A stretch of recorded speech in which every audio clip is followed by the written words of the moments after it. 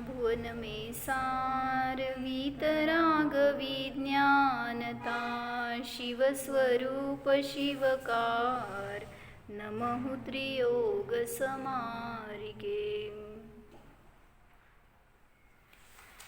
एक फक्त ते शेवटचा दोहा म्हणू. जिनेंद्र नाही घेतलं का? इनजुत विषय निमेजो प्रवृत्त ताको जानो मिथ्याचरित यो मिथ्यात्वादि निसर्ग जेह अबजे गृहीत सुनिये सुतेह. म्हणजे काय काय चाललंय वर्णन आपलं? पहिल्यांदा मिथ्यादर्शन म्हणजे काय सांगितलं. काय कशाला म्हणायचं मिथ्यादर्शन? मिथ्यादर्शन कशाला म्हणायचं? सात तत्वांचं विपरीत श्रद्धा मान्यता त्याला म्हटलं होतं मिथ्यादर्शन. मिथ्या ज्ञान म्हणजे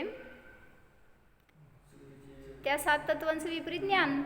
जिथं मान्यता आहे तिथं श्रद्धा म्हटलं, जिथं ज्ञान आहे तिथं ज्ञान म्हटलं, आणि चारित्र्यामध्ये तशा प्रकारचं आचरण, मग मिथ्या चारित्र. मग आता ते वरच्या दोह्यामध्ये घेतलंय ना त्यांनी दोन शब्द. काय घेतले होते?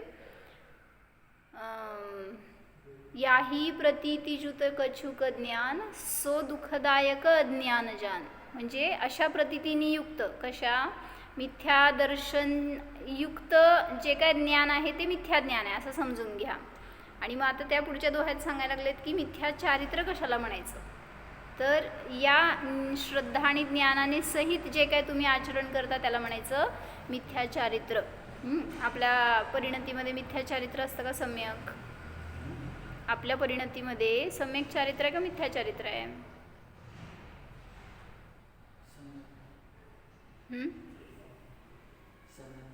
कसं कशाला म्हणायचं सम्यक चारित्र ते सांग पहिला. काय? मी जीव आहे, या सगळ्यापासून भिन्न आहे, मी करता नाही, मी ज्ञाता आहे, हे सगळं भावभासन करत तुम्ही दुकानदारी केला ना तरी सुद्धा सम्यक चारित्र आहे त्याच्यामध्ये. म्हणजे अंश आहे प्रगट त्याचा. म्हणजे जरी पैसा कमवताय, हातामध्ये धन आल्यावर आनंद वाटतो म्हणल्यावर त्या धनाने मला आनंद हे भाव असतील ना तर तो मिथ्या दृष्टी म्हणला जातो. काय म्हणायचं? त्याच्यातूनच मला आनंद हा भाव असता तर चुकला. मिथ्यादृष्टी आणि सम्यक दृष्टी तुम्हाला बाहेरून असं समजणार नाही आहे त्याची क्रियासुद्धा. जसं उदाहरण सांगितलं होतं काय, रामसुद्धा रडला की सीतेसाठी, नाही का? मग त्याला मोह होताच की सीतेचा पण तरीसुद्धा सम्यक दृष्टी होता तो, क्षयिक सम्यक दृष्टी. आणि इकडं मिथ्यादृष्टी असली तरी तो कोण भगतसिंगला तुम्ही त्या बर्फाच्या लादीवर टाकलं, वरून वारं घातलं डिसेंबरच्या थंडीमध्ये, पण त्यांनी जरासुद्धा काय म्हणायचं ब्र पण नाही काढलं. इवन त्या येशू ख्रिस्तांना काय केलं, त्या क्रॉसला हँग केलं, त्यांना खिळे मारले, कोणाबद्दल कशाही सुद्धा नाही अंतरंगामध्ये. सांगा मिथ्या दृष्टिकोन सम्यक दृष्टिकोन? इकडं राम ढसाढसा रडतोय सीतेसाठी आणि इकडं ते किती त्यांच्यावर उपसर्ग झाला तरी सुद्धा स्थिर परिणामामध्ये. मग कसं सम्यक्त्व आणि मिथ्यात्व कळायचं?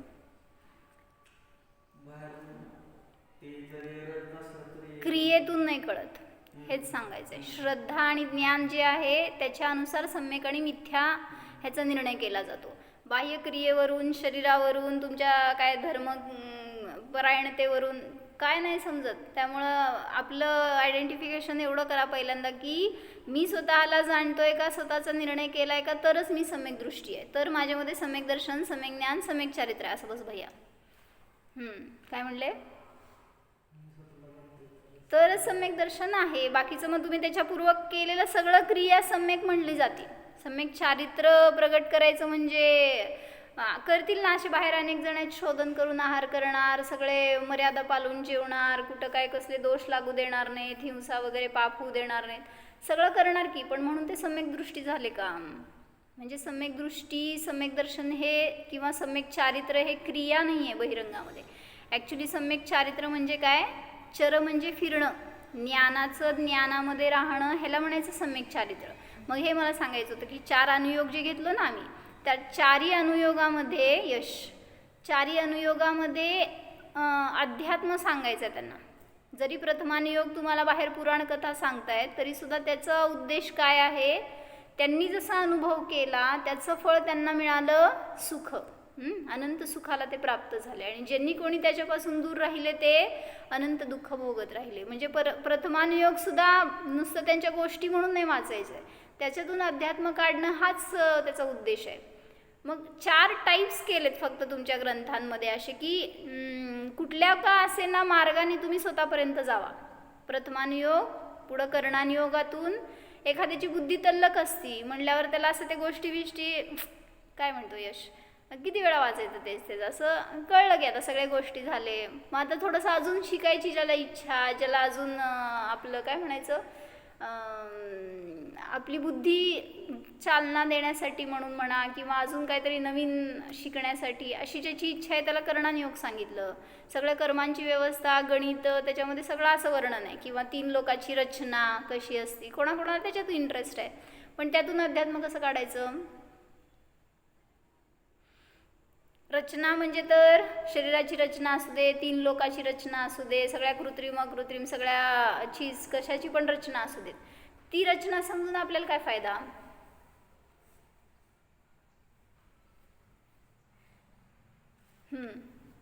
काय फायदा. ॲक्च्युली त्याच्यामध्ये म्हणूनच म्हणतात ना महाराजांना लय इंटरेस्ट नसायचं. विसागर महाराज म्हणायचे की शिका, नॉलेज करून घ्यायसाठी चांगलं आहे, त्रिलोकसार शिकताय ना सगळं समजून घेण्यासाठी चांगलं आहे, पण त्यातच अडकलो ना आपण तर मग ह्याचं इंटरेस्ट नाही राहत द्रव्यानुयोगाचं. मग त्याच्यातून पण तुम्हाला असं सगळं असं एक ते संस्थान विषय नावाचं धर्मध्यान घेतलं होतं ना आपण, एक टाईपचं धर्मध्यान आहे. त्याच्यामध्ये सांगितलं आहे हे सगळेच तुम्ही वर्णन वाचलं ना, 3 लोकाची रचना अशी आहे, असंख्यात द्वीप समुद्र असे आहेत, ऊर्ध्वलोकामध्ये हे आहेत, नरक लोकांमध्ये काय काय रचना आहे, हे सगळं समजून तुम्हाला एवढं फक्त त्यातून भावभासना करायची की कुठलंही क्षेत्र असं राहिलं नाही जिथं मी जन्मलो नाही, जिथं मेलो नाही. म्हणजे सगळं बघून झालंय. मग हे ते करणानुयोग शिकवतो, हे ते संस्थान विषय धर्मध्यान शिकवतं की जरी तुम्ही या सगळ्या क्षेत्रात जाऊन आला तरी सुद्धा सुखी झाला नाही. कुठं जायचं आहे, अजून काय बघितलं नाही ते सगळं बघायला जायची इच्छा असते. कुठं जायचं आहे, फॉरेनमध्ये, इंडियाच्या बाहेर सगळीकडे जाऊन फिरून यायचं आहे, बघायचं आहे. हे भाव करतोय ना तर तिथं गेलो नाही का कधी आपण, सगळं बघून आलोय, सगळं भोगून आलोय हे सांगायचं आहे त्याच्यातून. आणि किती वेळा असा अनंत काळ गेला पण तरीसुद्धा सुखी नाही झालो. म्हणून म्हणते तुम्हाला सुख शोधायचं आहे ना तर आपलं संस्थान सम्यक स्थान जाणं. म्हणून करणानुयोग सुद्धा हेच शिकवतो की आपलं स्थान कुठं आहे, आपल्या असंख्यात प्रदेशामध्येच आहे, त्याच्यामध्ये राहा, त्यालाच जाणार तर सुखी राहणार. बाहेर गेला कडमड करायला की दुःख भोगावं लागणार. करणानुयोग. चरणानुयोग काय सांगतो,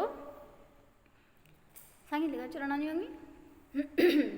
चरणानुयोग म्हणजे त्याच्यातून अध्यात्म कसं काढलं सांगितलं की ज्ञानामध्ये राहणं हे चरण, चारित्र, खरं चारित्र. म्हणजे विचार करा की सिद्ध भगवान आता काय करतायत सिद्धशिलेवर, त्यांना काही कामच नाही दुसरं तर ज्ञानामध्ये राहिलंय ना, म्हणून तर मग अशी स्वच्छता प्रगट झाली आहे की काय जाण्याला जावं लागत नाही, सगळं जाणीवेत येत जातं. कसं 3 लोक असू दे, 3 काळ असू दे, सगळं झळकायला लागलं ज्ञानामध्ये. मग म्हणून म्हणतो आम्ही पण ध्यान करा तर आपल्याला सुद्धा सगळं समजतं. काय नाही समजणार असं नाही, आपली पण ज्ञानाची स्वच्छता जेवढी वाढत जाणार ना, म्हणजे एक शक्ती येते ध्यानाने, येते का नाही. हो ना, ध्यान करतो ना नाही एवढं ते ध्यान असतं का भैया. काय तसं पण झालं की पण सिरियसली बसायला पण पाहिजे ना थोडा वेळ ध्यानाला. म्हणजे क्रिया करत असताना ध्यान हे चंचलता देणार तुम्हाला, स्थिरता नाही देणार.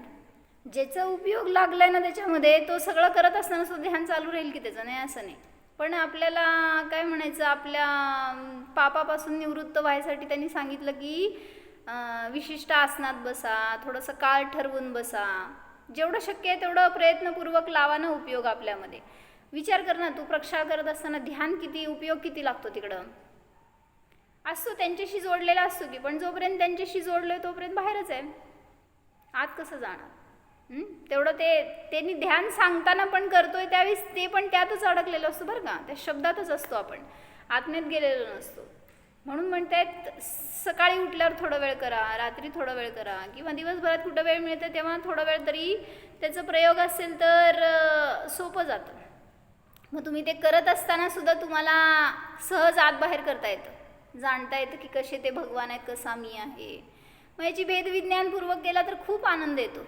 म्हणजे आता ते व्हिडिओ दाखवले होते ना, जितू भया केले होते ह्याला पंढरपूरला सगळेजण मिळून, तसं मग त्यात दाखवलं त्यांनी ते कसं करायचं आणि कसं नाही. त्यात सुद्धा ध्यान कसं करायचं, प्रक्षाळ करतो, पूजा करतो, त्याच्यामध्ये सुद्धा कसा आपला उपयोग आपल्याकडं न्यायचं, ह्याची कला आली तर तुम्ही केलेल्या क्रिया योग्य आहेत. नाहीतर मग नुसते शून्य क्रिया झाल्या, क्रियेनी मोक्ष नाही. तर चरणानुयोग सांगतो आपलं चारित्र्य कसं असायला पाहिजे, आपलं ज्ञान कुठं ठेवायला पाहिजे. ज्ञान बाहेर गेलं तर ते मिथ्या चारित्र्य झालं, आणि ज्ञानामध्ये राहणं हे सम्यक चारित्र्य आहे. आणि द्रव्यानुयोग काय सांगतो, द्रव्याचं खरं स्वरूप काय आहे, द्रव्य कशाला म्हणायचं, माझा आत्मा कोण, अनंत गुणांनी भरलेला जो आहे त्याला म्हटलं द्रव्य. प्रवेशिकेमध्ये पहिला प्रश्न काय, विश्व कशाला म्हणायचं, झाली ना प्रवेशिका, समूहाला विश्व म्हणायचं, द्रव्य कशाला म्हणायचं, हां. मग इथं द्रव्यानुयोगाचं तेच सांगते ना, द्रव्यानुयोगामध्ये द्रव्य काय सांगतो, माझं जीवद्रव्य काय आहे. तर द्रव्य काय आहे, अनंत गुणांचा पिंड आहे, अनंत शक्तीचा पिंड आहे, सगळ्या परिस्थितींमध्ये ध्रुव स्वभाव माझा नित्य आहे, हे दाखवणार आहे तो द्रव्यानुयोग. म्हणजे तुम्हाला दृष्टीचा विषय दाखवतो तो द्रव्यानुयोग. म्हणजे तुम्हाला मोक्षाला जाण्यासाठी कोण मदत करणार आहे, कोणाला तुम्ही विषय केला तरच तुम्हाला मोक्षमार्ग मिळणार आहे, हे दाखवतो तो द्रव्यानुयोग. म्हणजे चारी अनुयोगांमधून आपल्याला तो विषय ग्रहण करता आला तर त्यालाच म्हणायचं अध्यात्म, त्यालाच म्हणायचं त्या सगळ्या ग्रंथांचा, त्या स्वाध्यायाचा सार. नाहीतर ग्रंथ आपण भरपूर वाचून काढले पण त्याच्यातून सार नाही समजला. आम्ही आता तेच वाचलोय, जर तुम्हाला वाचा, खरं शास्त्राभ्यास कसं करावा हे दिले त्यांनी, तुम्ही नव्हतं त्यावेळेस आम्ही वाचलो होतो हे सगळं. 235 पान आहे ना, त्याच्यापासून सांगितलं त्यांनी की सम्यक ज्ञानाचं अन्यथा रूप त्याच्यात. मग त्यामध्ये शास्त्राभ्यास कसा करावा ह्याच्यासाठी सगळं खुलासा केला आहे, ते वाचत होतो आम्ही, ते वाचा आता.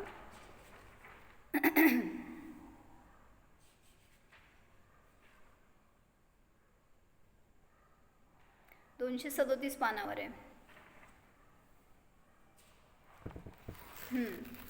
वाचयश. प्रथम सच्चा ज्ञान तत्वज्ञान हो, प्रथम सच्चा तत्वज्ञान हो, जोरात. वहा फिर पुण्य पाप के फल को संसार जाने, शुद्धोपयोग से मोक्ष माने, गुणस्थानादि रूप जीवों का व्यवहार निरूपण जाने, इत्यादि योग का त्यों श्रद्धान करता हुआ इनका अभ्यास करे. तो सम्यक ज्ञान हो. काय सांगितलं, म्हणजे तुम्ही शास्त्राभ्यास करत असताना काय करायला पाहिजे ते स्टेप्स सांगायला लागलेत. काय सांगितलं, पहिल्यांदाच खरंच तत्वज्ञान करून घ्या, हे सगळ्यात मेन स्टेप आहे. का, कारण लोक धर्म करतात. आता काल पण आमच्याकडे एक जण आले होते, मग ते पण 20 जणांचे शिष्य, सगळं ऐकणारे, सगळे स्वाध्यायामध्ये. पण जसा आता संयोग बदलला, सगळे त्यागी मुनी येऊ जाऊ लागले त्यांच्या गावामध्ये, तर त्यांच्या अनुरूप सगळं बदलायला लागलं. आता ते सांगितलेलं खरं वाटायला लागलं. म्हणजे असं खरं तत्त्वज्ञानाचा निर्णय करणं महत्त्वाचं आहे. नाहीतर मग जे मिळालं तेच बरोबर वाटू लागलं. जसं एक संघ आला होता त्यांच्या गावामध्ये आणि त्यांनी सांगितलं, असं अनेकांच्या बाबतीमध्ये ऐकलं की त्या संघामधले लोक स्त्री अभिषेक करू लागले. मग ते तिथं गेल्यावर त्या घरांमधल्यांना, तिथल्या गावामधल्यांना, त्या समाजातल्यांना सांगितलं काय बाधा नाही, तुम्ही पण करू शकता. तर ते ऐकून हे करू लागले.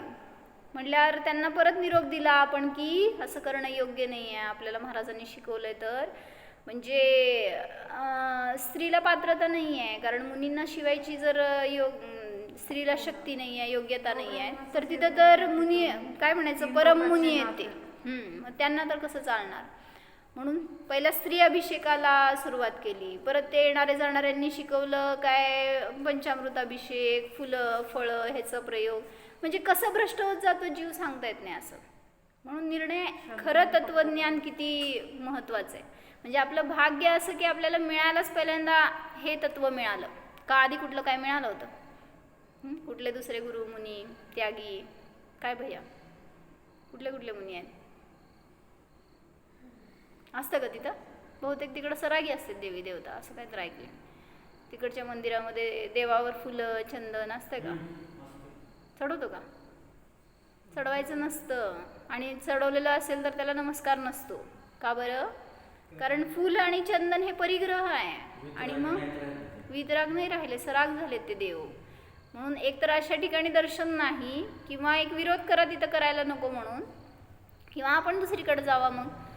मग अशी सगळी प्रथा सुरू झाली. मग मला म्हणायचं होतं की खरं तत्वज्ञान मिळायला पाहिजे, ह्याच्यासाठी भाग्य पाहिजे आपलं. मग पहिल्यांदा सच्चा तत्वज्ञान हो, फिर पुढं वाचा. वहाँ फिर पुण्य पाप के फलों को संसार जाने. म्हणजे काय? वाचून झाले, मला अर्थ सांगा. प्रथम सच्चा तत्वज्ञान हो, वहाँ फिर पुण्य पाप के फल को संसार जाने. म्हणजे काय? पुण्य असू दे पाप असू दे कर्म आहे, मग त्या कर्माचं फळ म्हणजे संसार आहे हे निर्णय करा. आपल्याला पुण्याचं फळ पाहिजे असतं, पापाचं फळ नको असतं. हो म्हणा. पुण्याचं फळ चांगलं असतं का नाही? कोणाला नको आहे? त्या दुकानामध्ये भरपूर आय व्हावी, प्रॉफिट व्हावं, कोणाला नको असतं? नको असतं तर दुकान बंद करायचं, सिंपल. म्हणजे पुण्याचं फळ तर सगळ्याला अपेक्षित आहे, पापाचं फळ नको आहे, त्यालाच म्हणलं संसार. पुढं वाच ऋषभ. शुद्धोपयोग से म्हणजे पुण्यपाप म्हणजे शुभ आणि अशुभ भाव ह्याचं फळ संसार आहे आणि शुद्धोपयोगाचं फळ मोक्ष आहे. पुढं म्हणजे पुण्याने मोक्ष होत नाही हे पण आलंय. बरोबर. गुणस्थानादिरूप जीव का व्यवहार निरूपण करे जाने. म्हणजे जीवाचं वर्णन अनेक पद्धतीने जाणून घ्या. अशा प्रकारे ज्यों का त्यों श्रद्धान करता हुआ इनका अभ्यास करे तो सम्यक ज्ञान होता है. म्हणजे तुम्ही असं या स्टेप वाईज गेला तर सम्यक ज्ञानाची प्राप्ती होते. त्यातून पुन्हा तसा मी आहे हे सगळं जाणणार आहे ह्याचा निर्णय केला तरच खरंच तत्वज्ञान प्रगट होतं, सम्यक ज्ञान. सो तत्वज्ञान के कारण जोरात वाच. अध्यात्म रूप द्रव्यानुयोग के शास्त्र है और कितने ही जीव शास्त्रों का भी अभ्यास करते हैं, परंतु वह जैसा ठेवते ठेवते वैसा निर्णय स्वयं करके आपको आप रूप, पर को पर रूप, और आश्रवादी को आश्रवादी रूप श्रद्धा नहीं करते. काय सांगितले? शास्त्राचा अभ्यास करतात अनेक जण, पण जैसा लिखा है वैसा निर्णय स्वयं करके स्वला स्व, पराला पररूप, आश्रवादीला आश्रवादी रूप श्रद्धान करत नाहीत. म्हणजे काय करतात मग? म्हणजे सात तत्वाचं जसंच्या तसं श्रद्धान करत नाहीत. त्यांना सम्यक ज्ञान होत नाही हे सांगायचं आहे त्यांना. मग का असं करतात सांग? शास्त्राचा अभ्यास केला समजतं ना आत्मा काय आणि पर काय आहे. मग का असं श्रद्धा नाही करू शकत?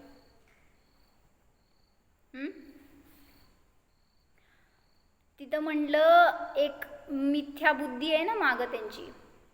म्हणजे थोडक्यात समजून घ्या, तुम्हाला तुमच्या पप्पांनी सांगितलं की बिझनेस असं करा, पण तुमच्यामध्ये काहीतरी एक धारणा असते की नाही आपण असं करू. मग आपण काय करणार? त्यांच्या अनुरूप चालणार का आपल्या अनुरूप? खरं खरं सांग. का बरं? त्यांनी काय खोटं सांगतात म्हणून त्याला म्हणायचं मिथ्या. म्हणजे आधीचा ग्रह असतो ना सगळ्या डोक्यामध्ये, ते ठेवून दुसरं काय तुम्ही ऐकायला गेला तर ऐकायलाच येत नाही ते आणि ऐकूच वाटत नाही. म्हणून म्हणतायत की तुम्ही शास्त्राभ्यास करायला बसलाय पण काहीतरी डोक्यात दुसरी विपरीत मान्यता असती ना, नाही माझंच बरोबर आहे हेच. असं जे काही घेऊन धारणा आपण शिकायला बसतो, वाचायला बसतो, तर नियमाने तिथे श्रद्धान होत नाही यथार्थ. म्हणून आत्म्याला आत्मा आणि पराला पररूप, आश्रवादीला आश्रवादी रूप श्रद्धान करत नाही. मुख से तो यथावत निरूपण ऐसा भी करे, तोंडाने असं बोलेल पण, जिसके उपदेश से अन्य जीव सम्यक दृष्टी हो जाए. मी तुम्हाला सगळं वर्णन जसंच्या तसं सांगेन, पण जर मी मिथ्यादृष्टी असेल तर ते वर्णन खोटंच आहे. कदाचित तुम्ही सम्यक दर्शनाला प्राप्त व्हाल त्याच्या निमित्तात, पण मी वर्णन करते ते जर माझ्यामध्ये मिथ्यात्व असेल, त्याच्यापूर्वक मी वर्णन करत असेल, तर सगळं मिथ्या निरूपणच आहे. म्हणजे खूप चांगलं वर्णन केलं तरी सुद्धा तो काही सम्यक दृष्टी आहे असं नाही. परंतु जैसे कोई लड़का, वाचा मास यश, परंतु जैसा कोई लड़का स्त्री का स्वांग बनाकर ऐसा गाना गाए, जिससे सुनकर अन्य पुरुष स्त्री का अनुरूप हो जाए, परंतु वह तो जैसा सीखा वैसा करता है, उसे कुछ भाव भाषित नहीं होता, इसलिए स्वयं नहीं होता.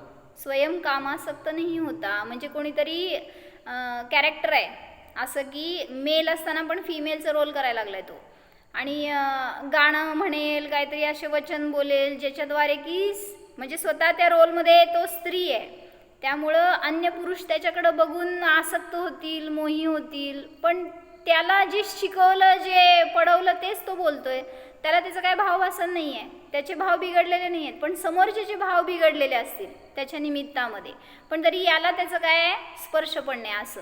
इसलिए स्वयं कामासक्त नहीं होता. उसी प्रकार यह जैसा लिखा है वैसा उपदेश देता है, परंतु स्वयं अनुभव नहीं करता. काय कळलं? म्हणजे स्वतः तो म्हणजे स्वतःला श्रद्धा नाही पण दुसऱ्याला सांगतो असं. त्यांना म्हणायचंय ते जसं रोल त्यांनी केला ना, त्याच्यामध्ये त्याला जे काही लिहून दिलं होतं ते पाठ करून तो म्हणला, त्याला त्याचा भाव भासणारच नाही आहे. तसं इथं जे काही लिहून दिलंय ना आचार्यांनी, ते सगळं सांगतोय तो वक्ता, पण त्याला त्याचा भाव भासणच नाही आहे. आत्मा शरीरापासून भिन्न असतो, या सगळ्या सुखदुःखाचा करता नाही आहे, भोगता नाही आहे, ह्याचं भाव भासणच नसेल तर त्याचं सगळं पोपटपंची आहे. अनुभव नहीं करता. यदि स्वयं को श्रद्धान हुआ होता तो अन्य तत्वों का अंश अन्य तत्व में न मिलाता, परंतु इसका ठिकाना नहीं है, इसलिए सम्यक ज्ञान नहीं होता. जर त्याला खरंच श्रद्धान झालं असतं तर एका तत्वाला दुसऱ्या तत्वात मिसळलं नसतं, किंवा अन्यथा रूप भासित झालं नसतं, त्याला सगळे तत्व यथार्थ समजले असते आणि तेच सम्यक ज्ञान झालं असतं. पण त्याला त्याचा कशाचा निर्णय नाही आहे, गंध नाही आहे, आणि त्याला महत्त्व पण नाही आहे. अशा विचारांनी स्वाध्याय करणार तर तुम्हाला पण सम्यक ज्ञानाची प्राप्ती होणार नाही. म्हणून अभ्यास करायला बसतोय ना, वाचतोय, काय ऐकतोय, काय म्हणायचं, सानिध्यात येतोय, त्याच्या मागं पहिल्यांदा एवढा उद्देश असावा, मला माझ्या आत्म्याचं ज्ञान करून घ्यायचं आहे, मला माझ्या आत्म्याची प्राप्ती करायची आहे, त्याचा निर्णय करायचा आहे. हे भाव असतील तर तिथं आपण जे करणार ते क्रिया योग्य असणार. इस प्रकार यह 11 अंग तक पड़े तथापि सिद्धी नाही होती. म्हणजे किती असते जिनवाणी, किती अंगाची ते नाही आहेत. जिनवाणीमध्ये किती अंग असतात? तिथं बाहेर बोर्ड आहे माहिती का आपल्याकडं? आता काय तुला देवा द्वादशांग म्हणतात माहिती का? द्वादशांग जिनवाणी असती, त्याच्यामध्ये 11 अंग आणि 14 पूर्व असतात. पण जो अभव्य असतो, जो मिथ्यादृष्टी असतो, त्याला 11 अंगाचं ज्ञान होतं, त्यापेक्षा जास्त ज्ञान होऊ शकत नाही. त्यापुढचं त्याला ग्रहण होत नाही म्हण, तो वाचू शकत नाही म्हण, किंवा वाचलं तरी त्याला त्याचा फायदा नाही आहे असं. म्हणजे त्याचं ज्ञान त्याला होणार नाही, तर कोण तो हे सांगालेत. अशा प्रकाराने यह 11 अंग तक पडे तथापि सिद्धी नाही होती. इतकं ज्ञान आहे ते 11 अंग म्हणजे, पण आपल्याला पण आता त्यातलं किती अंशिक ज्ञान आहे, खूप थोडं म्हणलं तरी चालतंय. तर एवढं ज्ञान त्यांनी प्राप्त केलं तरी सुद्धा त्याला स्वतःचा आत्मा दिसत नाही, कारण तसं तो श्रद्धानच करत नाही. समय सारा जिसमें मिथ्या दृष्टि को 11 अंगों का ज्ञान होना लिखा है. म्हणजे मिथ्यादृष्टीशिवाय किती असतं ज्ञान? 11 अंगाचं असतं. 11 अंग आणि 9 पूर्व म्हणलं जातं. म्हणजे जे द्वादशांग आहे ना, तर त्याच्यामध्ये 11 अंग आणि हे 12वं अंग असतं ना, तर त्या 12व्या अंगाचे 14 पूर्व असे भेद असतात. म्हणून म्हटलं जातं द्वादशांग तर म्हणा किंवा 11 अंग आणि 14 पूर्व, ह्याला म्हणायचं संपूर्ण जिनवाणी. पण ह्याच्यातल्या 9 पूर्वापर्यंतच ज्ञान होतं मिथ्यादृष्टीला, ह्याच्या पुढचं ज्ञान होऊ शकत नाही. जर कोणी ते भावलिंगी मुनिराज असतील, संत असतील, तर त्यांनाच ते फक्त 10व्या पूर्वाच्या पुढचं ज्ञान होणार.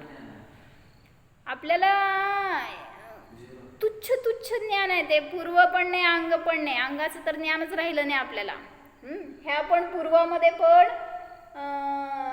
एक पूर्व आहे दृष्टीवाद, हे दृष्टीवाद अंग आहे. ह्याच्यातलं एक पूर्व, त्याच्यामध्ये पण अथांग सागर इतकं ज्ञान आहे ते एका पूर्वामध्ये, आणि त्यातलं आपल्याला अंश आहे आपल्याकडं. सगळी जिनवाणी म्हणता ना तुम्ही ही, ते सुद्धा किती आहे, खूप थोडं थोडं येते तत्वज्ञान. सगळ्यामध्ये तर एकच सांगितले म्हणजे सगळं द्वादशांगामध्ये पण तेच आहे, सगळं तेच आहे. म्हणजे पण सगळं वेगवेगळ्या प्रकारे ते प्रकारच समजून घ्यायचे असते. तुम्ही वेगळ्या वेगळ्या प्रकाराने पैसा कमवायला जाता ना, तसं इथं वेगळ्या प्रकारांनी आत्मा कमवा म्हणून सांगते तुम्हाला. वेगळ्या शास्त्रातून, वेगळ्या स्टाईलनी, वेगळ्या टाईपनी तुम्हाला लई काय म्हणतात व्हरायटी लागतात ना, म्हणून तसं त्यांनी पण व्हरायटी करून दाखवायला लागलेत. तर मला काय सांगायचं होतं, ते नाही का मध्ये कुठंतरी साऊथ इंडियामध्ये होळी केली शास्त्रांची फार वर्षांपूर्वी. मग त्याच्यामध्ये 6 महिने शास्त्र जळत होती. इतकं कुठंतरी सांगितलं ना ते. 6 महिने मग ते इतकी जिनवाणी लुप्त झाली त्यावेळेसच. म्हणजे जे काय त्यावेळेस जाळली गेली ना जिनवाणी, तर त्याच्यामध्ये खूप सारं ज्ञान आपल्याकडचं द्रव्यश्रुत नष्ट झालं. आणि मग जे राहिलं त्यातनं वाचलं ते आत्ता आपल्यापर्यंत आहे. म्हणजे एवढं सगळं असताना पण आपण त्याचा लाभ घेऊ शकलो नाही. त्यामुळं अर्धवट पण नाही, अर्ध कसं म्हणायचं त्याला, असं म्हणायला म्हणून अंश आहे, अंश आपल्याकडे जे आलेलं आहे ते. मग तेवढं तर करून घ्या की, तेवढं तर कुठं करतोय. ह्याच्यातून सुद्धा आपल्याला जे मिळणार ना, तर त्यातून आत्माग्रहण झालं तर द्वादशांगाचं ज्ञान न वाचता होणार. सगळं द्वादशांग उघाड होतो ज्ञानामध्ये. आता काय अनेक मुनिराज आहेत, जसं आता अमीरुद्दीनचं वर्णन वाचत होतं ना, तर त्याच्यामध्ये असे अनेक मुनी आहेत जे की 14 पूर्वाचे ज्ञाता असतात, किंवा कोणी 10 पूर्वाचे ज्ञाता असतात असं म्हणलं. म्हणजे द्वादशांगाचे ज्ञाता असतात. पण ते काय असं एक पान वाचून ज्ञानी झालेत असं नाही. अशी विशुद्धी प्रगट होत गेली की सगळं द्वादशांग सुद्धा सहज ज्ञानामध्ये झळकू लागलं. उदाहरण सांगितलं ते शिवभूती मुनींना किती ज्ञान होतं, किती होतं. नमोकार मंत्र सुद्धा लक्षात राहत नव्हता, एवढं थोडं ज्ञान होतं. आणि मग झालं काय, फक्त त्या गुरूंकडनं ऐकलं होतं, जसं ते तुष आणि माश भिन्न असतं, जसं ते टर्फल आणि डाळ वेगळी असते, तसं आत्मा आणि शरीर भिन्न आहे, एवढंच भेदविज्ञान कर, एवढं सांगितलं ना. ते लक्षात आलं समोर ज्यावेळेस ते दृश्य दिसलं. त्याच्यातून उघाड कसा होत गेला, पूर्ण द्वादशांग काय केवल ज्ञान प्रगट झालं. मग किती शास्त्र वाचली, किती धारणा केली, किती लक्षात राहिलं म्हणून नाही गरज, त्याचं टेन्शन घेऊ नका. जे आहे ना ते वाचा, त्याच्यामधून पण सहज विशुद्धी वाढली, निर्मळता वाढली की आपल्याला सुद्धा द्वादशांग सहज प्रगट होणारच. त्यांनी उदाहरण घेतलं छान. पुढं अभव्य सेन मुनी असं त्यांचं काय कथा झाली बघू का, वाचायचं तेवढं, एवढंच राहिलंय. अभव्य सेन मी वाचते ऐका. यहाँ कोई कहे कि ज्ञान तो इतना होता है, परंतु जैसा अभव्य सेन को श्रद्धान रहित ज्ञान हुआ वैसा होता है. म्हणजे प्रश्न विचारायला लागलेत. अभव्य सेन नावाचे एक मुनी होते आणि देतात उदाहरण, त्यांनी पुढं सांगतात खुलासा करून. ज्ञान तो इतना होता है परंतु अभव्य सेन को श्रद्धान रहित ज्ञान हुआ वैसा होता है. म्हणजे ज्ञान सगळं केलं की पण त्याच्यामध्ये श्रद्धानच नाही आहे आत्म्याचं, आणि त्यापूर्वक केलेलं ज्ञान किती उपयोगी. म्हणून त्यांनी काय केलं ते सांगतात. वह तो पापी था जिसे हिंसादी की प्रवृत्ति का भय नहीं था. मुनी होते बरं का. परंतु जो जीव ग्रैवेक आदि में जाता है उसके ऐसा ज्ञान होता है. वह तो श्रद्धान रहित नहीं है, उसके तो ऐसा ही श्रद्धान है कि यह ग्रंथ सच्चे है, परंतु तत्व श्रद्धान सच्चा नहीं हुआ. समयसार में म्हणजे हे शास्त्र खरं आहे हे मानतोय, पण त्याच्या पुढं जाऊन आत्मा म्हणजे मी आहे ह्याचं श्रद्धान करत नाही. त्यामुळं खूप सारं शास्त्राचं ज्ञान असेल तरी सुद्धा उपयोग नाही हे सांगतायत. समयसार में एक ही जीव के धर्म का श्रद्धान 11 अंग का ज्ञान और महाव्रतादि का पालन करना लिखा है. एकच जीव आहे तो सगळं करतोय, श्रद्धा ज्ञान आणि चारित्र्य सगळं दिसून येतंय. काय काय धर्म का श्रद्धान 11 अंग का ज्ञान महाव्रतादिचं पालन पण करतो. प्रवचन सार में ऐसा लिखा है कि आगम ज्ञान ऐसा हुआ जिसके द्वारा सर्व पदार्थों को हस्तामलकवत जानता है. म्हणजे हाताचं मळ समान मानतो. इतकं जरी आगमाचं ज्ञान झालं तरी सुद्धा त्यात काही विशेषता असं मानतो जो ज्ञानी असतो तो.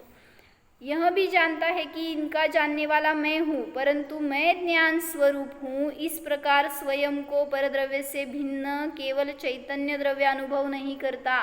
तुम्ही म्हणता सगळं मी जीव आहे, सगळ्यापासून वेगळा आहे, पण मान्यता नाही बदलली, निर्णय नाही केला, तोपर्यंत तुमचं म्हणणं सुद्धा खोटं आहे. काय म्हणले? ध्यान करता ना तिथं ते फक्त शब्द आहेत, त्याच्या पुढं जाऊन तसं भावभासना करायला पाहिजे. मी मनुष्य आहे म्हणताना तुम्हाला काय भावभासना होती हो?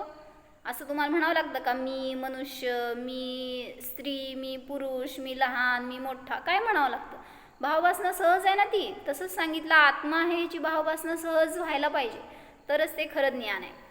इसलिए आत्मज्ञान शून्य, आगम ज्ञान भी कार्यकारी नहीं है.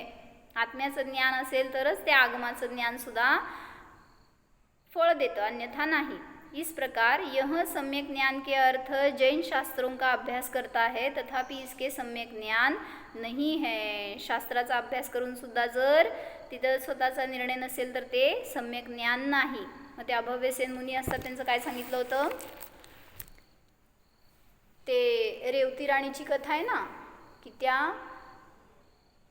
मुनिराजांनी एक कोणीतरी गृहस्थ का कोणीतरी चालले होते जिथं रेवती राणी राहती त्या शहरामध्ये, त्या नगरामध्ये. मग चाललेत म्हणल्यावर त्या मुनींना माहिती होतं, ते ज्ञानी होते मुनी, की तिथं रेवती आहे तर तिला आशीर्वाद सांगा असं सांगितलं तिच्याकडून, त्यांच्याकडून, ते जे गृहस्थ चालले होते. आणि तिथं गेल्यावर त्या गृहस्थाला गेल्या गेल्या पहिल्यांदा ते मुनी दिसले गावामध्ये. मग त्याला विचारलं की आचार्य तर ज्ञानी आहेत, त्यांना माहिती आहे की या गावात मुनी पण आहेत आणि रेवती पण आहे, मग मुनींना आशीर्वाद का नाही सांगितला, रेवती राणीला का सांगितला? म्हटल्यावर त्याला जरा खटकलं की आचार्य पार्शलिटी करतात का म्हणून. आणि मग त्यांनी म्हटलं बघावं तर काय आहे. आणि मग तो त्यांची चर्या बघायसाठी त्यांच्याजवळ राहतो अभव्यसेन मुनींकडं. तर तिथं आणि त्याला काय विद्या वगैरे येत असतात बहुतेक, असं जादू म्हणतात ना तशा टाईपमध्ये. तर त्यांची परीक्षा घेण्यासाठी त्यांनी काय केलं, ते जेव्हा दिशेला गेले सकाळच्या वेळी जंगलमध्ये, तर तिथं मोकळं रानामध्ये गेले ते. पण येत असताना त्यांनी मुद्दाम काय केलं, तिथं सगळीकडं गवत पसरवलं. तर आता ते मुनी कसं चालणार?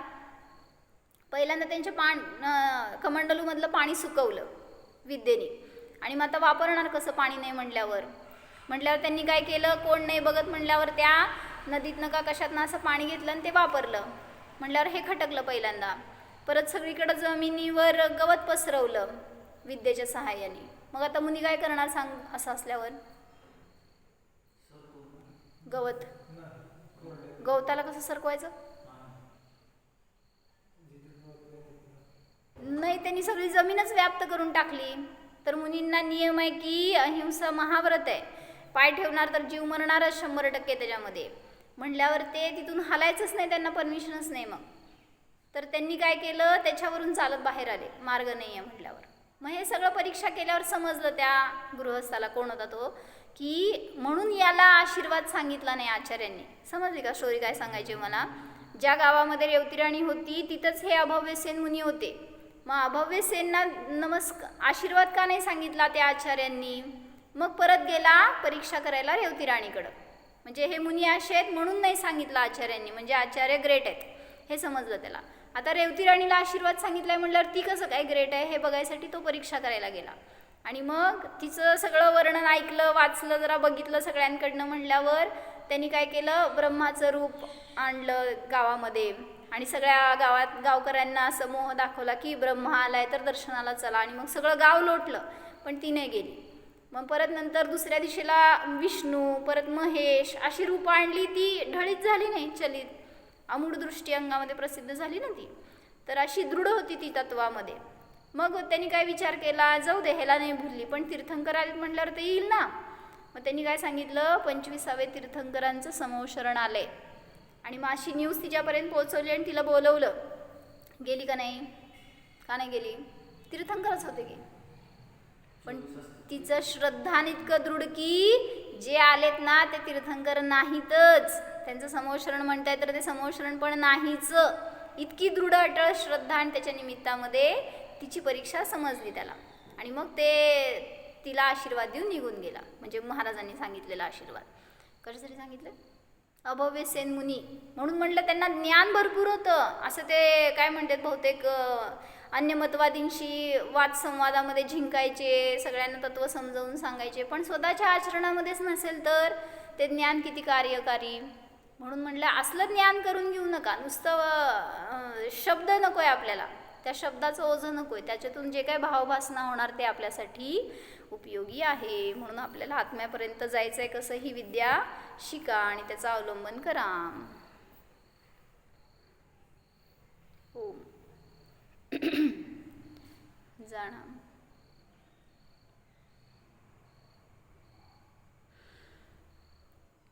अनंत ज्ञानाचा धनी हा ज्ञानवान आत्मा जाणा.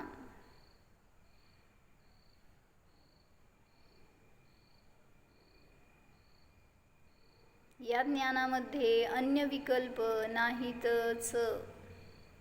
ज्ञान तर अनादि अनंत स्वच्छ आहे, निर्मळ आहे.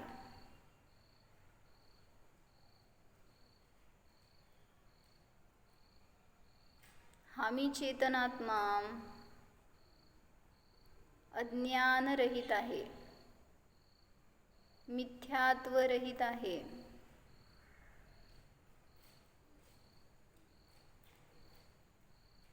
रत्नत्रय संपन्न आहे जाणा. जाणीव करण्याचा प्रयत्न करा. मी शरीर नाही, शब्द ऐकणारा मी नाहीच. मी तर जाणतोय, जाननहार आहे. बस ज्ञाताच आहे.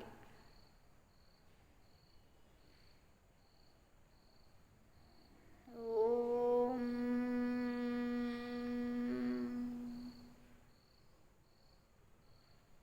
विसर्जन.